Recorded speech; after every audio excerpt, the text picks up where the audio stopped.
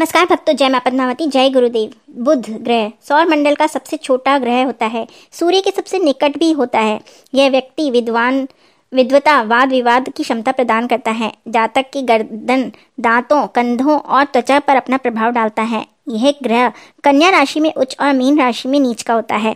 बुध से जुड़ा सर्वाधिक महत्वपूर्ण गुण धर्म से अनुकूलनशीलता है। हर हाल में खुद को ढाल लेना सिर्फ बुध प्रधान व्यक्ति ही कर सकता है।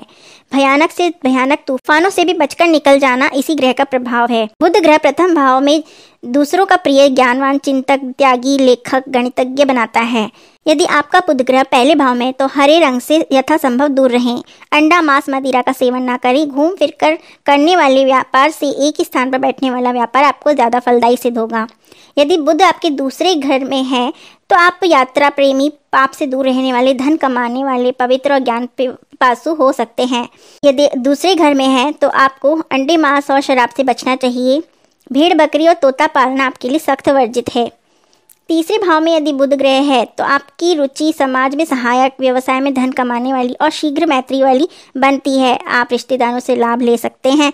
आप संयमी, दयालु और सभ्य हैं।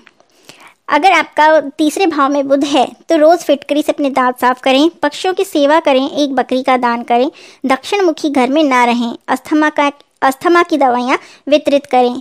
यदि चौथे भाव में आपके बुध हैं तो आप संपत्तिवान, चंचल, बुद्धिमान, रिश्तेदारों से रहित, विपरीत लिंग वालों का प्रिय बनते हैं।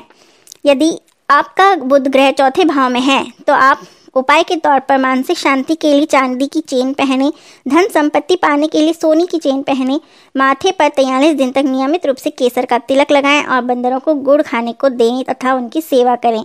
यदि आपका कुंडली में बुध ग्रह पांचवें भाव में है तो आप ज्ञानी जनों का आदर करने वाले, संतान युक्त, बुद्धिमान, धनवान, राजा के प्रिय सलाहकार और बुद्धिमान बन सकते हैं। अगर आपका बुध पांचवें घर में है तो ये उपाय करें। धन प्राप्ति के लिए सफेद धागे में तांबे का एक सिक्का पहने, पत्नी की प्रसन्नता, अच्छी किस्मत के लिए गायों की सेवा करें, गौमुखी घर में रहें। छठे भाव में यदि बुध है तो आप चिंताग्रस्त, क्रूर प्रकृति के आलसी विरोधी हो सकते हैं। इसके उपाय के तौर पर कृषि भूमि में गंगा जल में भरा बोतल दफनाएं, अपनी पत्नी के बाएं हाथ में चांदी की एक अंगूठी पहनाएं। किसी भी महत्वपूर्ण काम की शुरुआत किसी कन्या की उपस्थिति में करें। यदि कुंडली के सातवें भाव में आपके बुध है तो आप ज्ञानवान, भाग्य, विवाह के बाद उदित होने वाला, हंसमुख, बच्चों के साथ विशेष संबंध स्थापित करने वाला तथा उनसे अपनी बात करने वाला तथा प्रखर बुद्धि वाले हो सकते हैं। अगर आपका बुध सातवें घर में है तो साझेदारी के व्यापार से बचें, सट्टेबाजी से बचें, खराब चरित्र वाले लोगों से संबंध ना रखें। यदि आठवें घर में आपका बुध है तो आप कोमल स्वभाव वाले, धनी, सरकार से अच्छी पद प्रतिष्ठा पाने वाले हो सकते हैं। आप हमेशा सकारात्मक सोच वाले और नेक चलन होते हैं तथा शत्रुओं पर आपकी विजय आसानी से हो जाती है। यदि आठवें भाव में आपके बुध है तो किसी मिट्टी के बर्तन में शहद भरकर शमशान या सुनसान क्षेत्र में दफनाएं। किसी कंटेनर में दूध अथवा बारिश का पानी भरकर घर की छत पर रखें। अपनी बेटी की नाक में बाली पहनाएं।